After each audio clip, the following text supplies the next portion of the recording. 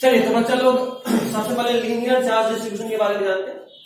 देखो चार्ज तीन तरीके से किसी कंटिन्यूअस मास बॉडी पे फैल सकता है, या तो उस पे लेंथ वाइज फैले, या फिर एरिया वाइज फैले किसी प्लेन शीट पे, या फिर वॉल्यूम वाइज फैले। जैसे मान लो ये है, अगर ये नॉन कंडक्टर है तो इसके पूरे वॉल्यूम में चार्ज हो सकता है।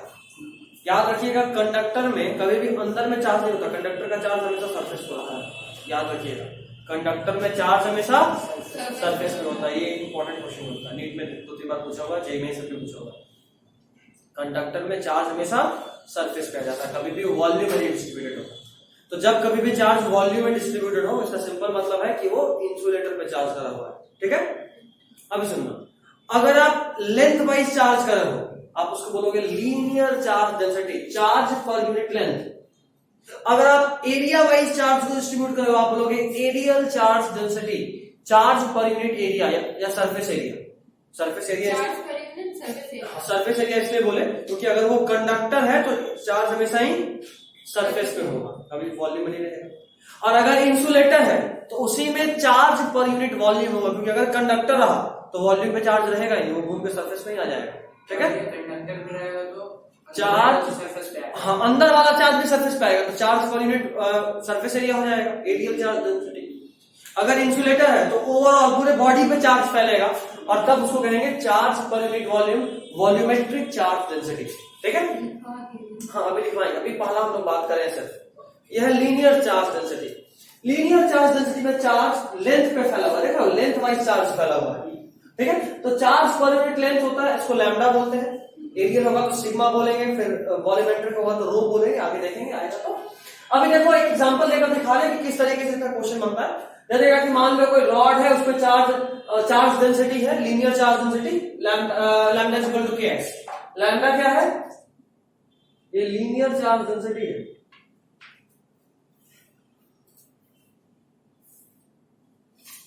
लैम्डा क्या है? Linear charge density. तो उसके बाद आपसे बोल रहा है कि भाई लीनियर चार्ज डेंसिटी ये है, अब जरा बताइए कि उस पूरे पे चार्ज कितना है। तो आप ये पहले भी जानते हैं कि जब कभी भी कंटिन्यूअस चीज हो तो हम लोग इंटीग्रेशन करके पूरे का निकालते हैं, है ना। 11th में भी लोग पढ़े, सिस्टम ऑफ पार्टिकल्स में भी पढ़े कि जब भी कंटिन्यूअस हो, याद करो centre of mass continuous body का हो रहा था, हम लोग उसको इंटीग्रेट करते थे। यहां भी इंटीग्रेट कर रहे हैं, डीक्यू देखो यहां से आया है, lambda is equal to dQ by dL, dQ is equal to lambda dL. उसी को यूज करें, लैम्डा का वैल्यू हमको दिया हुआ है केएक्स। अरे हम सीधा इसको इंटीग्रेट, अगर लैम्डा का वैल्यू नहीं दिया तो नहीं कर सकते थे। क्यों? यहाँ लैम्डा है, यहाँ एल है, दोनों ऑपरेटर सेम नहीं होगा तो इंटीग्रेट नहीं होगा। ये आप जानते हैं डिफरेंशिएशन इंटीग्रेशन के लिए दोनों ऑपरेटर का सेम होना जरूरी है। तो यहाँ देखो लैम्डा के एक्स के टर्म्स में आ गया, आप लेंथ एक्स वाई है तो यहाँ पे एक्स लिख सकते हैं, वो भी तो लेंथ ही है, इंटीग्रेट करेंगे कि एक्स स्क्वायर बाई 2 आएगा। ठीक है, चलिए यहाँ तक में कोई दिक्कत नहीं। चलिए अब सरफेस एरिया वाला पढ़ते हैं। चलिए तो एक चार्ज हमने पढ़ा था लीनियर चार्ज डेंसिटी, दूसरा है सरफेस चार्ज डेंसिटी, इसका हम बात करते हैं, इसको एरियल चार्ज डेंसिटी बोलते हैं। सरफेस को हाँ एरियल, ध्यान रहे ये किसमें होगा?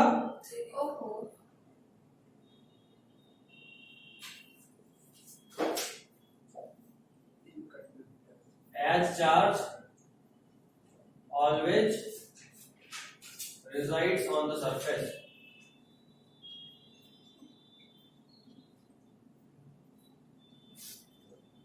यहां पे मोस्टली इन इंसुलेटर्स। चलिए यहां तक आगे होता है, जल्दी लिखो।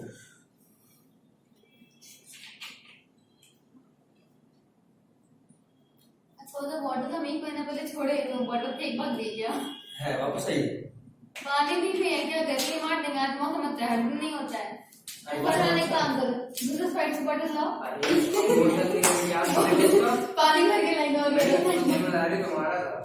अरे हो गया, छूट गया, सर लेके हम क्या करें? बॉटल क्यों बुलाई? हम जल्दी में निकल गए थे, बोल क्या करें? देखो सरफेस चार्ज डेंसिटी जैसे वहां था लैम्डा, यहाँ sigma, sigma is equal to charge per unit area, वापस d q is equal to rho d a. ये इंपॉर्टेंट बात है, देखो हर जगह तुमको इलेक्ट्रिक फील्ड इंटेंसिटी का ही काम पढ़ना है, ये सब का काम बहुत कम पड़ेगा। ये सबका काम बहुत कम पड़ेगा। देखो आप जानते हो E इज इक्वल टू के क्यू बाई आर स्क्वायर होता है, और इस टेक्निक से हम हर जगह क्यू निकाल रहे हैं। क्यों निकाल रहे हैं?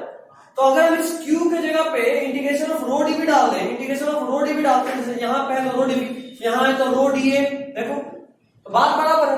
बोलो सर तो के को इंटीग्रेशन में क्यों रखे है ना, के तो बाहर होना चाहिए। तो बाबू ऐसे भी के कांस्टेंट है, इंटीग्रेशन के बाहर ही आएगा, समझ रहे हो? तो कांस्टेंट इंटीग्रेशन के बाहर आता है।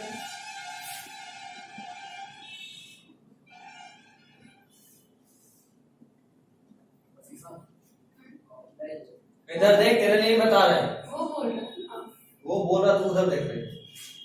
तुम्हारी गलती। कुछ दिलवाएगा। देखो तो वहाँ पे लास्ट वाला में क्या लिखा 2 बाहर, ये 2x dx का इंटीग्रेशन x स्क्वायर बाई 2, अच्छा 2 कट गया, x स्क्वायर बचा, तो कांस्टेंट ऐसे ही बाहर आ गया। अब ऐसे लिखो, ऐसे तो बात बराबर ही है, वही करें, या ऐसे के को भी अंदर कर दो, या के को बाहर के सिर्फ यहाँ से इंटीग्रेट करो, बात बराबर ही, समझे? उसी तरह आर नहीं रहेगा, कांस्टेंट है, वो भी बाहर आ जाएगा, तो अंदर है चाहे बाहर है, कोई फर्क नहीं पड़ता। यहाँ तक कोई कष्ट परेशानी बच्चा लोग तो बताइए। नहीं, surface charge density, volume charge density हो गया। अब अच्छा कैसे पढ़ा रहे हैं उनको बिलीव नहीं। अब कुछ पॉइंट्स लिखिए। वॉल्यूम वाला किधर पढ़ा है? अब वो सेम उसी तरीके से वॉल्यूम, अच्छा यहाँ पे कुछ मिस्टेक है, इंसुलेटर और वो रो वैसे ही है, हाँ, रो इज फिजिक्स चार्ज। वाला नहीं है। बाबू एक चीज का बहुत सारा डोनेशन हो सकता है यहाँ पे, ये वो सोचते हैं। हाँ वो डेंसिटी होता है वहां, ठीक है, ये डेंसिटी नहीं है, ठीक है। तो rho is equal to charge per unit volume, charge dq volume dv, वापस यहां से dq is equal to rho dv, delta q आ गया। यहां पे भी e लिखना होगा तो आराम से लिख सकते हैं,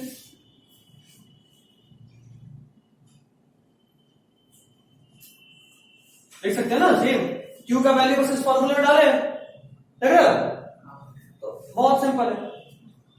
अब हम लोग अलग अलग शेप के लिए, स्पेशल शेप्स के लिए इलेक्ट्रिक फील्ड इंटेंसिटी का वैल्यू पढ़ेंगे अलग अलग जगह पे, और वो आपको वापस याद रखना है। जैसे कि उसमें याद कराए थे सिस्टम ऑफ पार्टिकल में, इसका सेंटर ऑफ मास यहाँ होता है, इसका मोमेंट ऑफ इनर्शिया ये होता है, उसी तरीके से आपको यहाँ पे भी याद रखना है, उसका इनडायरेक्ट यूज आएगा, ठीक है। तो लिखिए heading, electric field intensity at a point, point है। Heading electric field intensity at a point, electric field intensity at a point on the axis of uniformly charged ring, on the axis of uniformly charged ring, कैसे बोलिए बोला है? electric field intensity at a point on the axis of uniformly charged ring,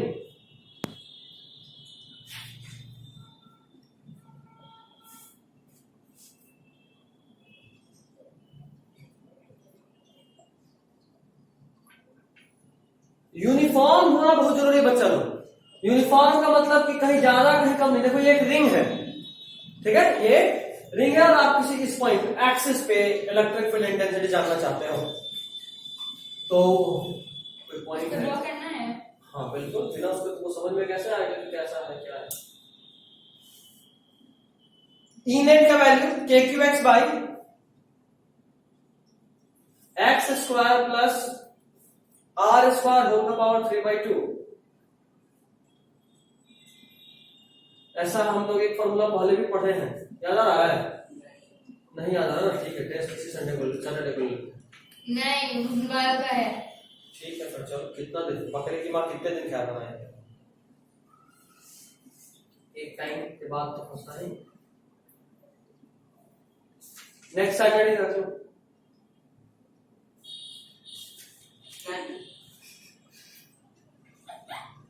next Saturday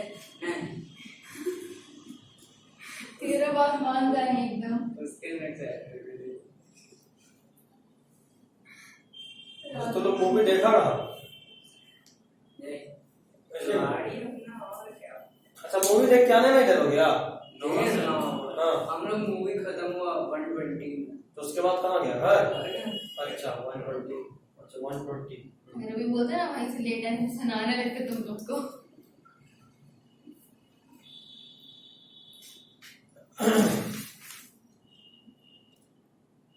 इसमें भी ई और x का graph याद रखना, ये भी इंपॉर्टेंट है इस केस में भी।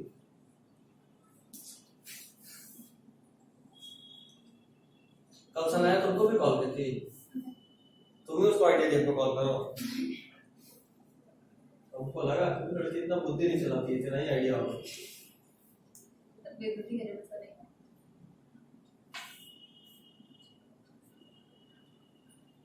मेरे से पहले कॉल करी, मेरे बाद कॉल करेगी। किसको? हमको मतलब तुमको?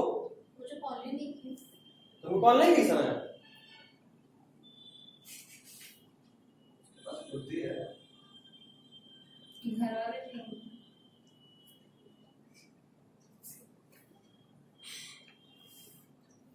तुम चलो मधुबनी, चलो साथ में। तुम्हारा वही हम ठिकाना लगाते हैं।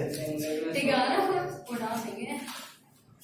डॉक्टर बोलेंगे देखिए सुबह दोपहर शाम 5,000 वोल्ट का झटका देना है, ठीक हो जाए तो फिर पागल करना है, नहीं तो हमको पागल कर देंगे। देखिए आप ही का होगा नहीं नहीं ये नहीं, हम वो सब बोलेंगे भाई साहब आपको एक नया पेशेंट ला के दिए, ब्लैक मनी में 10,000 वैसे हम कल जोड़ थे टैक्स कैसे कैसे बचाया जाए, वो ये हो गया। बस अगला करते हैं। देखिए अगला वाला जिसमें अभी पिछली बार जब देखे थे वो एक कंप्लीट रिंग था, कंप्लीट रिंग। इस बार रिंग कंप्लीट नहीं, उसका एक सेक्शन, रिंग का सिर्फ एक सेक्शन। यहां ध्यान देने वाला बात यह है कि आपको इनेट जब भी निकालना हो सीधा 2k लैम्डा, लैम्डा क्या,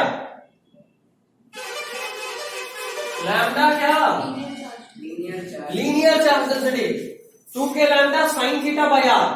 अच्छा अगर ये थीटा 90 हो जाए मतलब सेमी सर्कल हो जाए, तो सेमी सर्कल जैसे मान लो ऐसा केस है तो ये थीटा कितना है देखो, तो रिंग मारेगा 90 साइन 90 कितना 1/2, 0 1/2 नहीं 1 होगा रे, 1 होगा। तो k 1/4 pi epsilon not r होता है, डाल दिया 1/4 पाई एप्सिलॉन नॉट, एक्चुअली r नहीं होता। तो k के बदले 1/4 पाई एप्सिलॉन नॉट, ये 2 और ये 4 को काट के 2 बचेगा और ये लैम्डा लैम्डा रह गया, साइन थीटा तो 1 ही हो गया। समझ बात? ये फॉर्मेट भी याद रखिएगा या इसी को इस फॉर्मेट पे याद रख सकते हो। r को लिख दिया, छोड़ दो किसको? एप्सिलॉन नॉट एप्सिलॉन r, वैसे ये अंडरस्टूड है कि ये k के बदले आया है।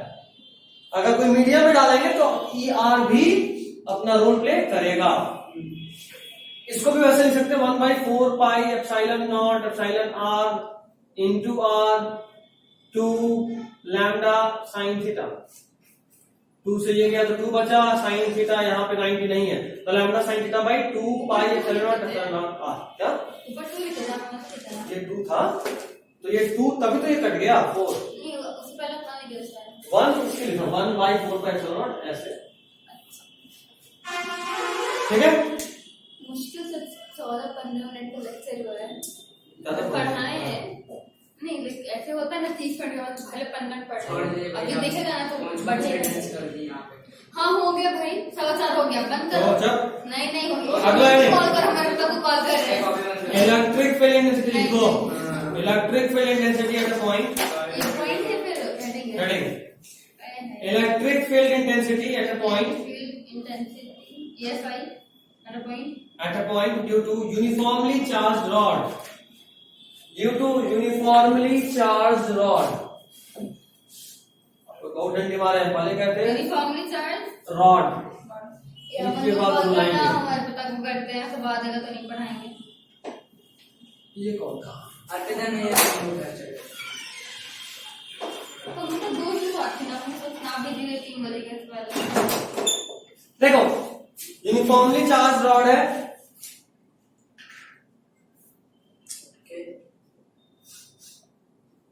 बनाने चलो साथ साथ। कोई पॉइंट है ए डिस्टेंस दूरी पे, जैसे मान लो ये साइड से जो है ये एंगल बन रहा है मे बी θ1 और ये साइड से जो दूरी है यहां से एंगल बन रहा है मे बी θ2, ये दूरी है आर है कि ए है, चल तो इस पॉइंट पे पी ले लेते हैं, electric field at P x direction में lambda by 4 pi epsilon naught a 4 pi epsilon naught a sine theta 1 plus sine theta 2। उसी तरह E P at y lambda by 4 pi epsilon naught a sine sorry cos theta 1 minus cos theta 2। देखो फिर समझा देते हैं।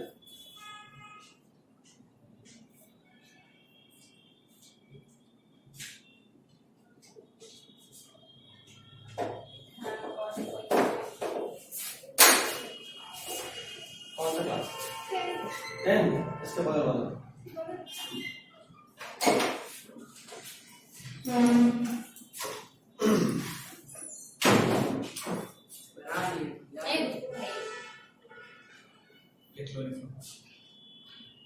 बीच में तो नहीं आ रहा प्रॉपर दिख रहा है। वाला आजकल लिया हो गया। देखो इस रॉड के वजह से इस पॉइंट पे आपको इलेक्ट्रिक फील्ड इंटेंसिटी बताना है। अब देखो इस रॉड की वजह से इस तरफ भी इलेक्ट्रिक फील्ड इंटेंसिटी होगा इस पॉइंट पे और वाई डायरेक्शन में भी होगा। तो जो एक्स डायरेक्शन में इस पॉइंट पे इस रॉड की वजह से इधर जो फोर्स लगेगा उसका फॉर्मूला है lambda by 4 pi epsilon naught a sine theta 1 plus sine theta 2, ठीक। और y की तरफ लगेगा lambda by 4 pi epsilon naught A cos theta 1 minus cos theta 2, ठीक है। अब यहां पे एक केस बनता है फॉर इनफाइनाइट लेंथ रॉड, अगर ये रॉड का लेंथ इनफाइनाइट हो जाए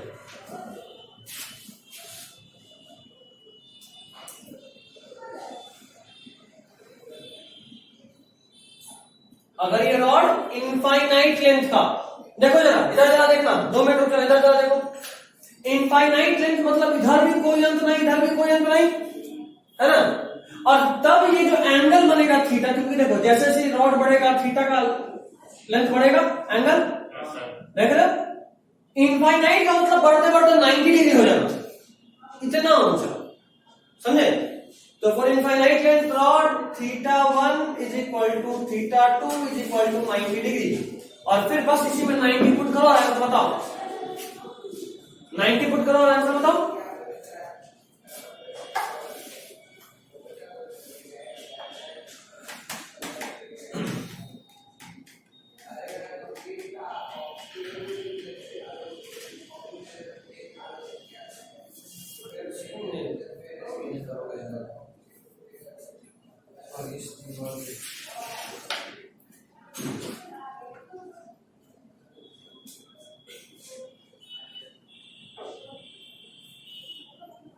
हो गया।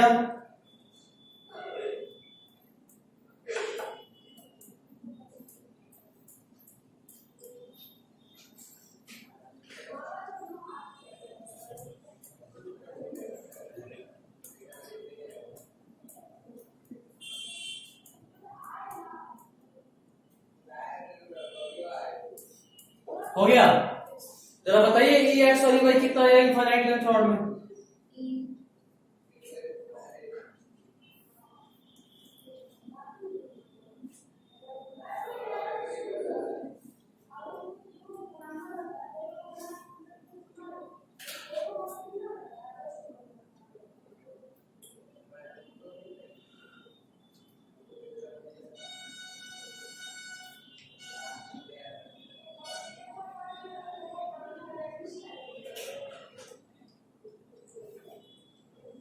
नहीं आ रहा।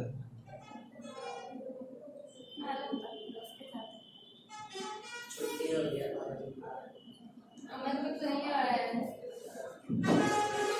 चलो आप सर फिजिक्स से पढ़ते हो? नहीं बायो पढ़ना है भाई, मेरा डाउट है बायो में। क्लियर कीजिए। अच्छा ठीक है, पहले बताओ कितना है?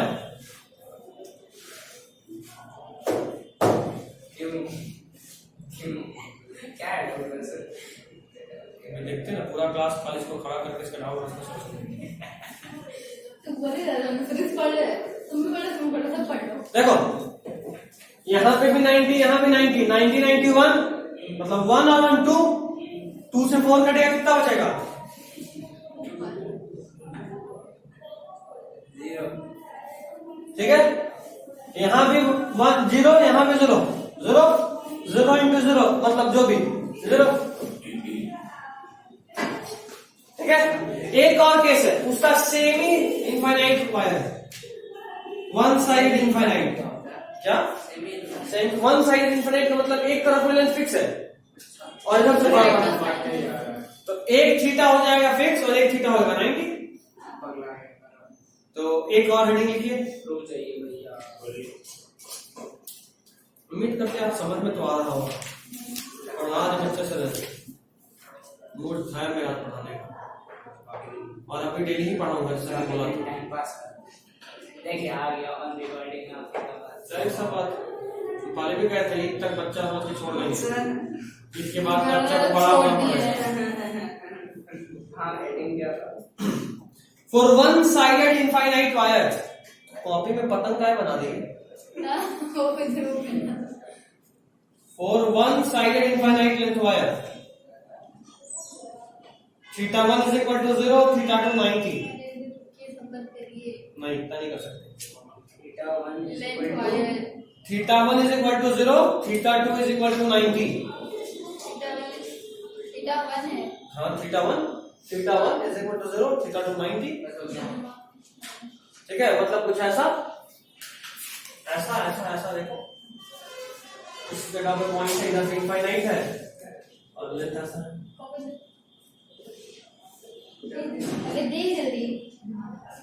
इस केस में आप निकाल के लाइएगा EX और EY, ये आपका होमवर्क है। EX EY और ENET HW लिखिए। एक और क्वेश्चन लिखिए HW, होमवर्क भी देंगे। क्या रहे तो शुक्र है। ठीक है, this is all for physics. Now let's begin with biology part. 5 minute का ब्रेक। रुकेगा 5 मिनट।